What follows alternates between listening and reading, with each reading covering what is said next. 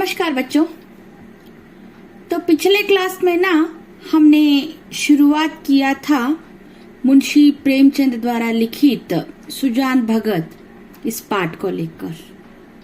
तो वहाँ इस पाठ का उद्देश्य क्या है, पाठ के मुख्य किरदार के रूप में जो है सुजान एक किसान था, वो भगत कैसे बन जाता है, तो भगत बनने के बाद उसने क्या क्या किया, इन सभी बातों को लेकर पहला जो दृश्य है इस पाठ का, तो उसको हमने जान लिया है। तो इस पाठ के कुल मिलाकर 5 दृश्य हैं। तो आज के इस क्लास में दूसरे जो दृश्य है उसके तरफ हम कुछ बातचीत करेंगे। सुजान महतो सुजान भगत हो गए, भक्तों के आचार विचार कुछ और ही रहते हैं। वहां बिना स्नान किए कुछ नहीं खाता है। गंगा जी अगर घर से दूर होती है और वहां रोज गंगा स्नान करके दोपहर तक घर न लौट सकता है, तो पर्वों के दिन यानी के त्योहारों के दिन तो उसे अवश्य ही नहाना चाहिए। भजन भाव उसके घर अवश्य होना चाहिए। पूजा अर्चना उसके लिए अनिवार्य है। खान पान में भी उसे बहुत विचार रखना पड़ता है। सबसे बड़ी बात यहाँ है कि झूठ का त्याग करना पड़ता है। भगत झूठ नहीं बोल सकता है। साधारण मनुष्य को अगर झूठ का दंड 1 मिले तो भगत को 1 लाख से कम नहीं मिल सकता। अज्ञान की अवस्था में कितने ही अपराध क्षम्य हो जाते हैं। ज्ञानी के लिए क्षमा नहीं है, प्रायश्चित नहीं है, यदि है तो बहुत ही कठिन सा। सुजान को भी अब भक्तों की मर्यादा को निभाना पड़ा। अब तक उसका जीवन मजदूर का जीवन था। उसका कोई आदर्श, कोई मर्यादा उसके सामने न थी। अब उसके जीवन में विचार का उदय हुआ है, जहाँ का मार्ग कांटों से भरा हुआ है। स्वार्थ सेवा ही पहले उसके जीवन का लक्ष्य था। इसी कांटे से वहां परिस्थितियों को वो तौलता था। वहां अब उन्हें औचित्य के कांटों पर तौलने लग गया है। तौलना यानी कि टू कंपेयर, तुलना करना। यो कहो कि जड़ जगत से निकलकर सुजान चेतना जगत में आ गया है। उसने कुछ लेन देन करना शुरू किया था। अब उसे ब्याज लेते हुए आत्मग्लानि सी होती है।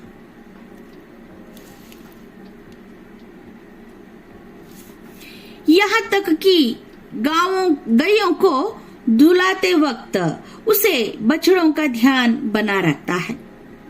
कहीं बछड़ा भूखा न रह जाए, नहीं तो ना उसका रोया दुखी हो जाएगा। वह गांव का मुखिया था। कितने ही मुकदमों से उसने झूठी शहादतें बनवाई थी। कितनों से डांड लेकर मामले का रफा दफा कर दिया था। अब इन व्यापारों से उसे घृणा हो रही थी। झूठ और प्रपंच से वो कोसों मील दूर भाग रहा था।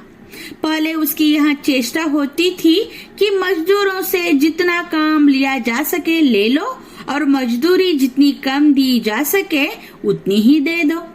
पर अब उसे मजदूरों का काम कितना कम और मजदूरी की अधिक चिंता हो रही थी। कहीं बेचारे मजदूर का रोया न दुखी हो जाए। वह उसका एक वाक्यांश सा ही बन गया था, किसी का रोया न दुखी हो जाए। उसके दोनों जवान बेटे बात बात पर उस पर फब्तियां कसते थे।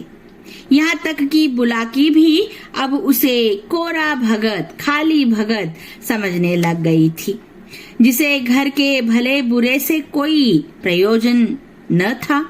चेतन जगत में आकर सुजान भगत कोरे भगत रह गए हैं, बन गए हैं। तो देखो अभी दूसरे दृश्य में ना लेखक कितने अच्छे ढंग से यहाँ पर बता रहे हैं कि किसान सुजान जब भगत बन गया, सत्संग में आकर जब बैठ गया, तो वो कैसे करता था, क्या क्या करता था कि भक्तों के रहन सहन रीति रिवाज कुछ अलग ही होते हैं। अगर गंगा यानी कि नदी अगर घर के पास नहीं है तो पर्वों के दिन, त्योहारों के दिन तो ना भगत को क्या करना पड़ता था, गंगा नहाना पड़ता था और उसके घर तो भजन भाव तो होने ही चाहिए थे। और साथ ही साथ पूजा जो अर्चना जो है भगवान की, तो उसको रोज करना पड़ता था। और खान पान में ना बहुत सारे परहेज यानी कि बहुत सारे बदलाव तो उसे लेने थे। और यहाँ पर ना क्या है, पहले सुजान क्या करता था, जब वो किसान था तो वो उसका एक लक्ष्य था कि स्वार्थ सेवा उसकी जो है तो वो तब थी। अब वो चेतना जगत में आकर बैठ गया है, जड़ जगत से। और साथ ही साथ उसने ना क्या कर रखी थी, जब वो किसान था तो वो कुछ कर्ज, ब्याज यानी के कस्त बोलते हैं ना, कर्ज, तो वो कर्ज देकर रखा था कुछ लोगों को। तो जब वे लोग आते थे कर्ज चुकाने के लिए, तो उसको लेते वक्त अब ना सुजान को बहुत ही बुरा लग रहा था। और यहाँ तक कि ना गायों को, जो घर में गाय थे तो उनको धुलाते वक्त तो वो ये सोचता था कि गायों को उसके अपने बच्चों से बिछड़वाने से यानी कि दूर करने से उनका मन दुखी ना हो जाए, रोया यानी कि मन, आत्मा।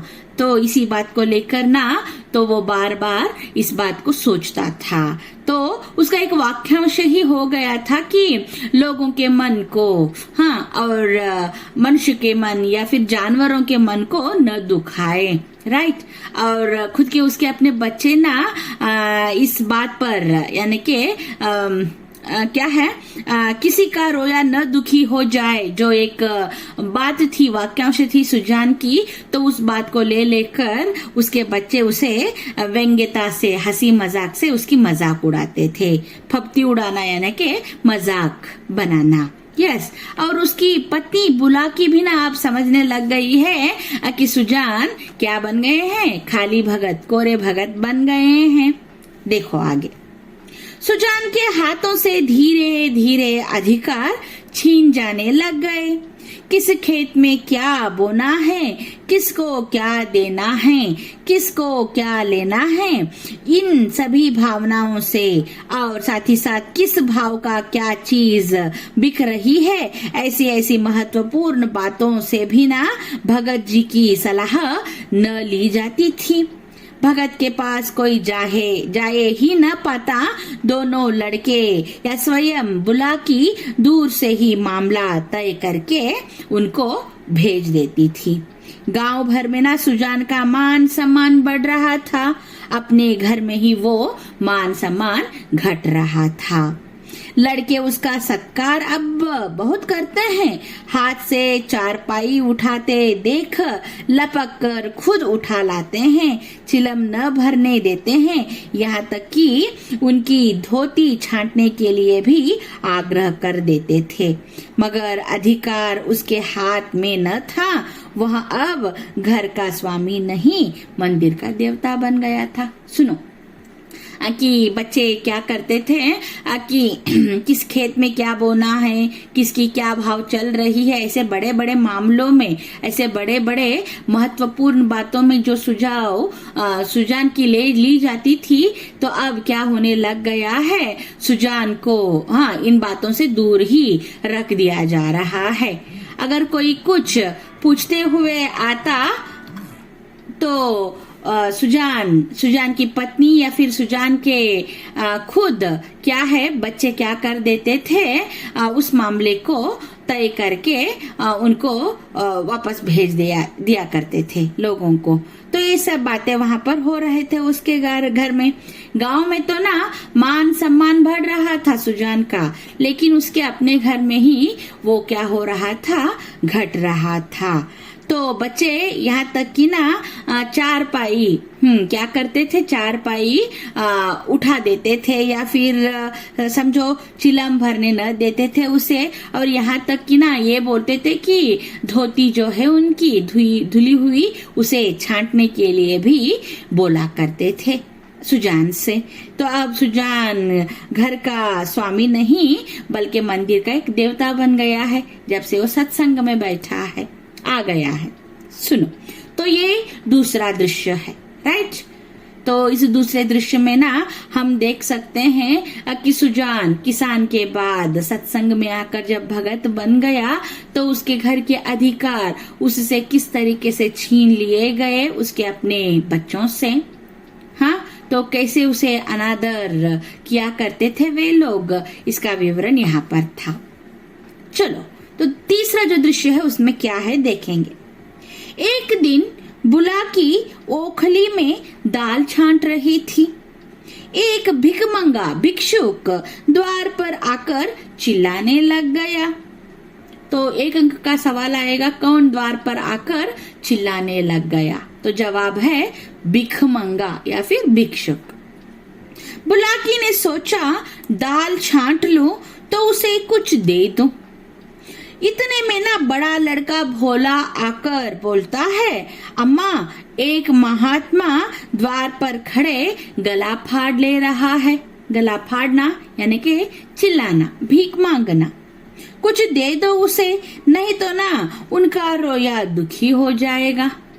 तो व्यंग्यता से पिता की वो जो बात थी, किसी का रोया दुखी ना हो, तो इस बात को लेकर माँ से आकर बोलता है भोला कि देखो एक महात्मा द्वार पर आकर जोर जोर से चिल्ला रहे हैं, उनको कुछ दे दो, नहीं तो ना उनका मन दुखी हो जाएगा, रोया दुखी हो जाएगा। तो बोल देता है।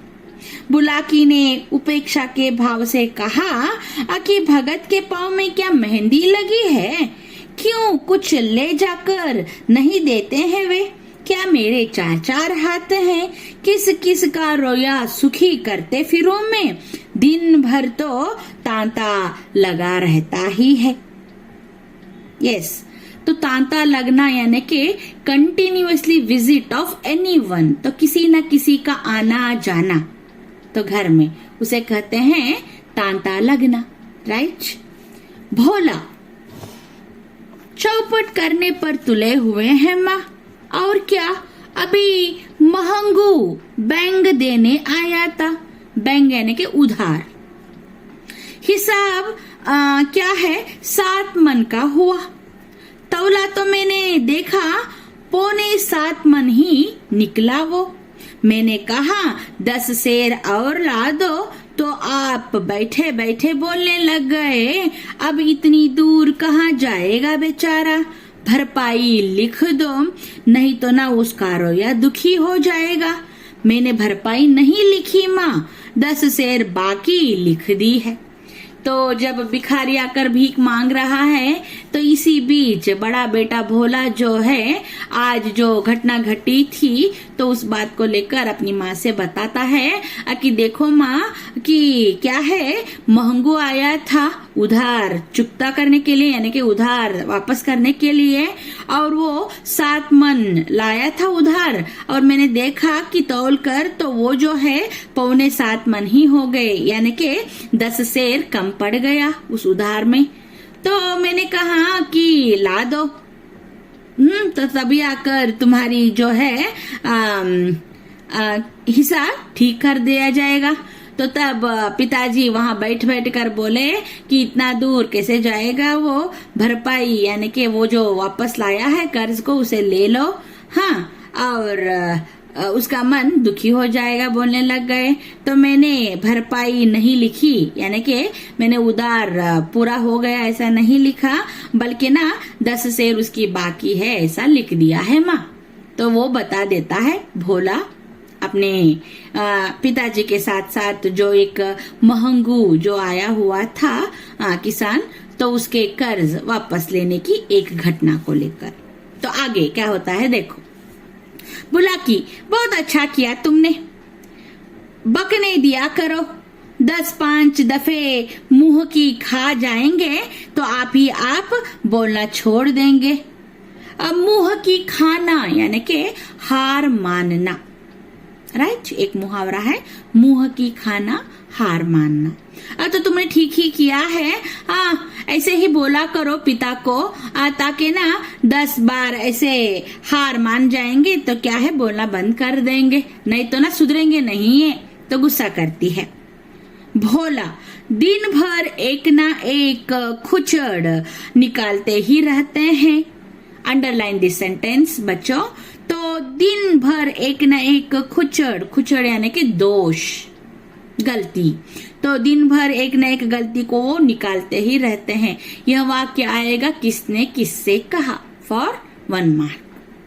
100 दफे कह दिया है कि तुम घर गृहस्थी के मामले में न बोला करो, पर इनसे बिना बोले रहा ही नहीं जाता। कितने बार बोल दिया गया है कि ऐसे मामलों में आप चुप रहो, लेकिन सुनते कहाँ है ये, कुछ ना कुछ बोलते ही रहते हैं। दिन में एक ना एक दोष तो वो हर एक का निकालते ही रहते हैं। करे तो क्या करे इनका। बुलाकी, मैं जानती कि इनका यह हाल हो जाता तो गुरु मंत्र न लेने देती। तो भगत बनने के बाद इनका हाल ऐसा हो जाता, तो अगर मैं पहले से ही इसे जान लेती तो गुरु मंत्र लेने ही नहीं देती मैं इनको। तो बहुत ही गुस्सा करती है बुलाकी। भोला, भगत क्या हो गए, दीन दुनिया दोनों से चले गए ये। सारा दिन पूजा पाठ में ही उड़ जाता है इनका। अभी ऐसे बूढ़े नहीं हो गए हैं कि कोई काम ही न कर सके। Underline this. अभी ऐसे बूढ़े नहीं हो गए हैं कि कोई काम ही न कर सके। 3 अंकों के लिए संदर्भ स्पष्टीकरण को लेकर यह वाक्य आएगा। प्रस्तुत वाक्य कौन किसको कह रहा है, संदर्भ कब का है। Yes, okay. बुलाकी ने आपत्ति की। भोला, यह तुम्हारा कुन्याय है। फॉरवर्ड कुदाल अब उनसे नहीं हो सकता, लेकिन कुछ न कुछ तो करते ही रहते हैं बेचारे। बैलों को सानी पानी देते हैं, गाय दुहाते हैं, और भी जो कुछ हो सकता है तो वो कर ही देते हैं। भोला, तुम्हारा कुन्याय यानी कि पिता को लेकर जो तुम कुछ बोल रहे हो वो गलत बात है। कुन्याय गलत, राइट। ऐसे मत बोला करो पिताजी को।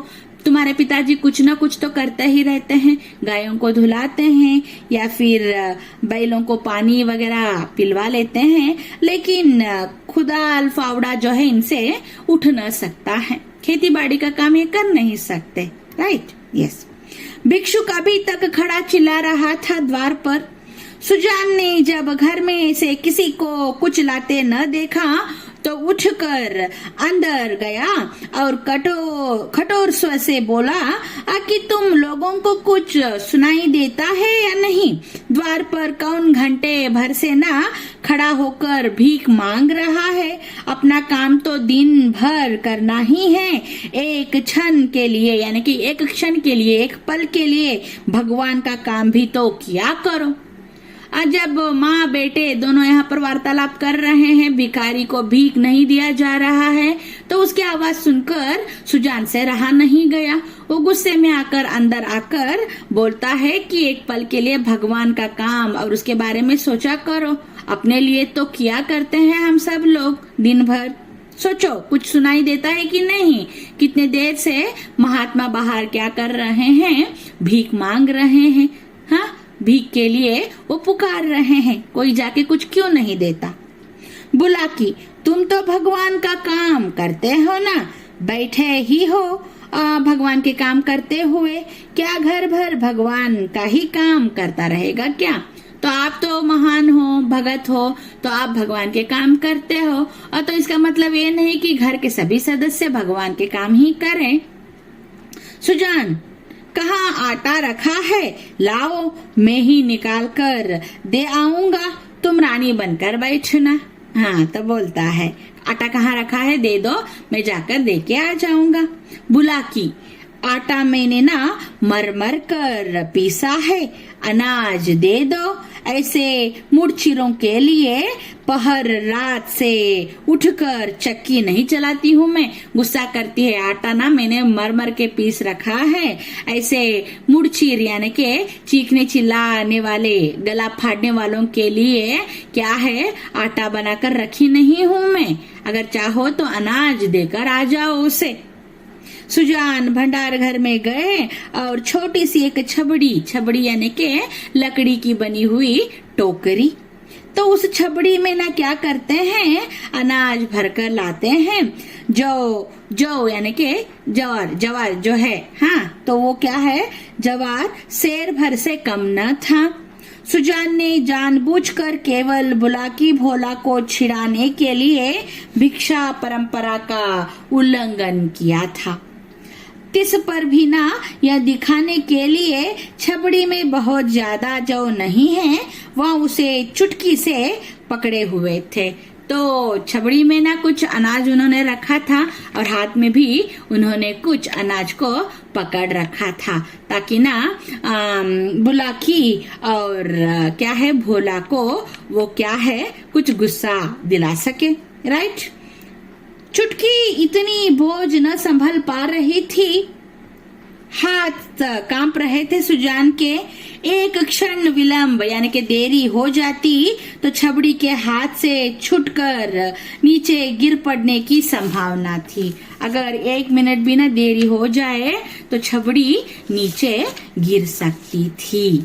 यस, इसलिए वह जल्दी से बाहर निकलकर आ जाते हैं सुजान। सहसा भोला ने सुजान के हाथ से छबड़ी छीन ली और त्योरियां बदलकर यानी के अपने भौवे बदलकर अपने क्या है चेहरे को बदलकर वो बोलता है, सेंत का माल नहीं है, बाप का माल नहीं है जो लुटाने चले हो। छाती फाड़ फाड़ कर काम करते हैं तब जाकर इतना अनाज घर में आ जाता है। सुजान ने खिसिया कर कहा, मैं भी तो बैठा नहीं रहता हूँ। भोला, भीख भीख की तरह दी जाती है, लुटाई नहीं जाती। हम तो एक बेला खाकर दिन काटते हैं, तो एक वक्त की रोटी खाकर हम क्या करते हैं, दिन बिताते हैं। पति पानी बना रहे और तुम्हें लुटाने की सूझी है। अगर समझो क्या एक वक्त की रोटी अगर नसीब हो जाए तो घर के सभी सदस्यों को देकर औरत क्या करती है, अपने पेट को ना पानी से भरकर वो रह जाती है। और ये सोचो जरा, तो तुम तो ना माल को यानी के इस अनाज को लुटाने क्या है चले हो आगे। तुम्हें क्या मालूम कि घर में क्या क्या हो रहा है। सुजान ने इसका कोई जवाब नहीं दिया। बाहर आकर भिखारी से कहा, बाबा इस समय जाओ, किसी का हाथ खाली नहीं है। और पेड़ के नीचे बैठकर विचारों में मग्न हो गया सुजान, अपने बेटे से अनादर होकर। अपने ही घर में उसका यह अनादर, आदर अनादर विलोम शब्द है, रिस्पेक्ट इररिस्पेक्ट। अभी यहाँ अपाहिज नहीं है, अपाहिज यानी कि फिजिकली हैंडीकैप्ड। हाथ पैर तो इसके सही सलामत है, अभी तो ये अपाहिज नहीं हुआ है। हाथ पांव थके नहीं है मेरे, अभी मैं सही सलामत हट्ठा कट्टा ही हूँ। घर का कुछ न कुछ काम मैं करता ही रहता हूँ, उस पर यह अनादर मेरा। उसी ने घर बनाया, यह सारी विभूति यानी कि घर गृहस्थी उसी के श्रम का फल है। पर अब इस घर पर उसका कोई अधिकार नहीं है। अब वहाँ द्वार का कुत्ता बन गया है, पड़ा रहे कुत्ता बनकर, और घर वाले जो रूखा सूखा दे देंगे वह खाकर पेट भर लिया करे। ऐसे जीवन को धिक्कार है। सुजान ऐसे घर में नहीं रह सकता है। तो सुनो, तो भिखारी को जब वो छबड़ी भर के अनाज को देने गया तो उसके हाथ से उस छबड़ी को छीनकर भोला ने उसे बहुत ही भला बुरा कहा। भीख को भीख के जैसे दिया जाता है, लुटाया नहीं जाता। बाप का माल है क्या जो लुटाने चले हो? हाँ, छाती फाड़ फाड़ कर हम काम करते हैं तो तभी आकर इतना अनाज घर में आ जाता है। तो बेटे से ऐसे अगौरव प्राप्त करके पेड़ के नीचे जाकर बैठकर सुजान सोचता है कि इस घर को मैंने बनाया मेरे अपने परिश्रम से, लेकिन आज मेरा इतना अधिकार नहीं है कि मैं भीख भी न दे सकूं। क्या है, मैं घर का अधिकारी नहीं बल्कि घर के दरवाजे पर रहने वाला कुत्ता बन गया हूँ क्या? ऐसा जीवन ना मुझे बिल्कुल नहीं चाहिए। ऐसे जीवन को धिक्कार है। तो सोचना शुरू कर देता है और इस घर में मैं नहीं रह सकता। तो ऐसा भी वो सोचता है। आगे संध्या हो गई थी, शाम का वक्त। भोला का छोटा भाई शंकर नारियल भरकर लाया। तो भोला का छोटा भाई शंकर नारियल भरकर लाया। तो इस वाक्य को आप अंडरलाइन कीजिए, काल परिवर्तन में ये आ सकता है वाक्य। सुजान ने नारियल दीवार से टिकाकर रख दिया।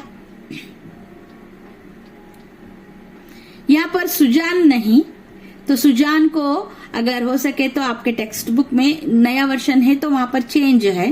तो सुजान नहीं बल्कि शंकर ने नारियल दीवार से टिकाकर रख दिया।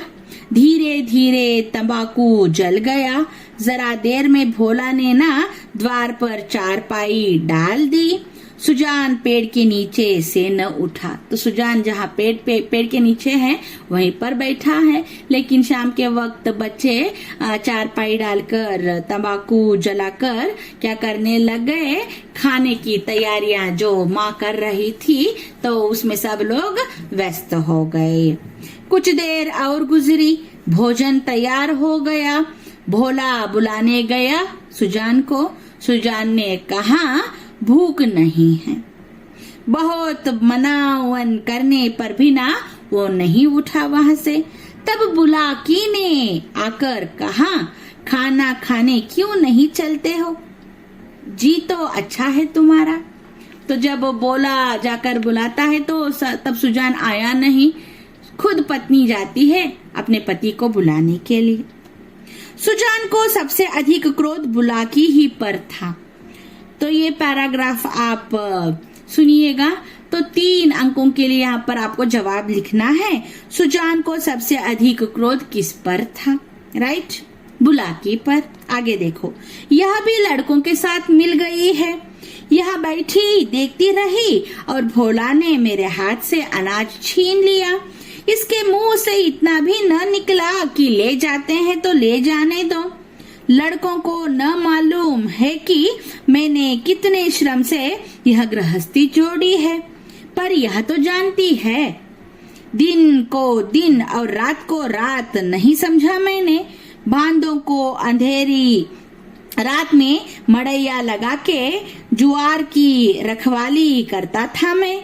जेठ बैसाख की दोपहर में भी दम न लेता था मैं। और अब मेरा घर पर इतना भी अधिकार नहीं है कि भीख तक न दे सकूं। माना कि भीख इतनी नहीं दी जाती, लेकिन इनको तो चुप रहना चाहिए था ना। चाहे मैं घर में आग ही क्यों न लगा दूं, कानून से भी तो मेरा कुछ बनता है, होता है इस घर पर। मैं अपना हिस्सा नहीं खाता, दूसरों को दे देता हूँ। इसमें किसी के बाप का क्या सांझा। तो बोलता है कि बच्चे तो नहीं जानते हैं, लेकिन मेरी पत्नी तो जानती है किस तरीके से मैंने इस घर को बनाया। और दिन को दिन रात को रात नहीं समझता था मैं। तो तब आकर जब क्या है अनाज की रखवाली करके ये जो विभूति घर संपत्ति जो मैंने बनाया है, तो जानने वाली बुलाकी आज कुछ नहीं बोली। बेटा जो कुछ भी बोलता रहा करता रहा उसको चुपचाप देखती रही। बोल सकती थी ना कि ले जाते हैं तो ले जाने दो। मेरा इतना भी अधिकार नहीं है क्या? तो मैं तो मेरा हिस्सा खाता नहीं हूँ। राइट, मैं इस घर में आग ही क्यों न लगा दूं। तो किस बाप का क्या साझा, यानी कि किस बाप का क्या जाता है। अब इस वक्त मनाने आ गई है। देखो उस वक्त नहीं बोली जब बेटा मुझे अगौरव दिखा रहा था, तो अब आ गई है मुझे मनाने। इसे मैंने फूल की छड़ी से भी नहीं छुआ, कभी मारा पीटा नहीं हूँ मैंने। नहीं तो ना गांव में ऐसे कौन औरत है जिसने ना खसम की लातें न खाई है। अपने पति के हाथों की मार किसने नहीं खाई है, लेकिन मैंने मेरे पत्नी को कभी डांटा तक नहीं है, मारा भी नहीं है, कभी कड़वी निगाह से भी नहीं देखा है मैंने। रुपए पैसे लेना देना सब इसी के हाथ दे दिया। अब रुपए जमा कर लिए तो मुझी से घमंड कर रही है। अब इसे बेटे प्यारे लगने लग गए हैं। मैं तो निखट्टू यानी कि कामचोर, लुटाऊ, दे देने वाला, बर्बाद करने वाला, घर फूंकू घूंगा यानी कि क्या है, घर फूंकू घूंगा यानी कि निष्प्रयोजक, वेस्ट बॉडी, यूजलेस। मेरी इसे क्या परवाह है। तब लड़के न थे, जब ये बीमार पड़ती थी तो मैं गोद में उठाकर वैद्य के पास इसे लेकर जाता था। आज इसके बेटे हैं और यहाँ उसकी माँ है। मैं तो बाहर का आदमी हो गया हूँ इसके लिए। देखो, सुजान के मन में ये सब भावनाएं आ रहे हैं और वो बोलता है कि मैंने कभी मेरे पत्नी को डांटा नहीं है, हाँ, और कभी कड़वे निगाह से उसे देखा नहीं है। आज पैसे कुछ कमा लिए, बच्चे कमाऊ हो गए हैं, आज तो मेरी परवाह नहीं है इसे। जब बच्चे नहीं थे, जब ये बीमार पड़ती थी तो मैं क्या करता था, इसे गोद में उठाकर वैद्य के पास लेकर जाता था। तो आज बच्चे प्यारे लगने लग गए हैं और मैं पराया बन गया हूँ इसके लिए, निष्प्रयोजक बन गया हूँ। मुझसे घर से मतलब ही क्या है। बोला, अब रखा खाक पीकर करूंगा क्या। हल जोतने से रह गया मैं, फावड़ा चलाने से रह गया मैं। मुझे खिलाकर दाने को क्यों खराब करोगी, रख दो बेटे, दूसरी बार खाएंगे। तो जब मनाने आती है, हाँ चलो खाना खाने के लिए, तो तब क्या है, गुस्से में आया हुआ सुजान बोलता है, तो मुझे खिलाकर क्या करोगी, न खेती बाड़ी का काम करता हूँ न कुछ करता हूँ, इस खाने को ना रख दो, तुम्हारे बेटे ना जब भूख लगेगी दूसरे बार आकर खा लेंगे, भूख नहीं है मुझे। तो बोलकर बुलाकी से मना कर देता है। तो बाद में ना बुलाकी और सुजान के बीच जो कुछ भी वार्तालाप होगा, इस बात को लेकर हम बातें करेंगे बच्चों अगले क्लास में। तो तब तक के लिए अनुमति दीजिएगा। धन्यवाद।